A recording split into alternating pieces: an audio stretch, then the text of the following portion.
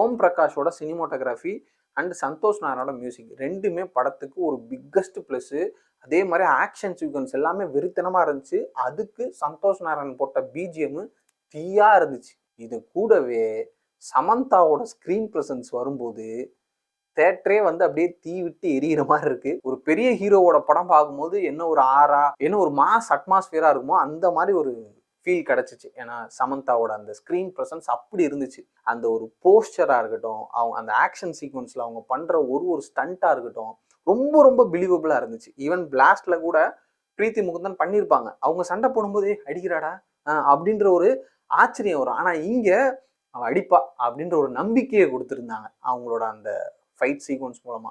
அப்புறம் கிளைமேக்ஸ்ல அந்த ஒரு ரிவீல் மூமெண்ட், அவங்களோட ஃப்ளாஷ்பேக்கை சொல்லும் போது வரக்கூடிய அந்த எமோஷன்ஸ் அதுவுமே பயங்கரமாக கனெக்ட் ஆச்சு. படத்தையுமே ஒத்தாளா அப்படியே சோல்டரில் சுமந்து செம்மையா நம்மளை வந்து கூப்பிட்டு போயிருந்தாங்க. சரியான பெர்ஃபார்மன்ஸு.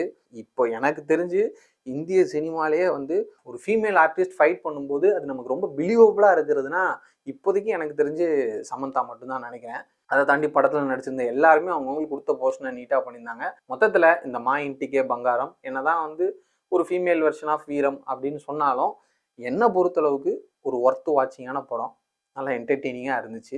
கொஞ்சம் ஒரு சில ஃப்ளாஸ்லாம் இருக்குது தான் செய்யுது. பட் தேட்டருக்கு போனால் அந்த ஒரு 2.5 மணி நேரம் அப்படியே பயங்கரமாக என்டர்டெயின் பண்ணி சமந்தாவோட அந்த பெர்ஃபார்மன்ஸு, இந்த வெர்ஷன் ஆஃப் சமந்தா பார்க்குறதுக்கு பயங்கர பியூட்டிஃபுல்லாக இருக்குது, மாஸாக இருக்குது. மிஸ் பண்ணிடாதீங்க. குடும்பத்தோட தேட்டருக்கு போய் படத்தை பார்த்து என்ஜாய் பண்ணுங்கள்.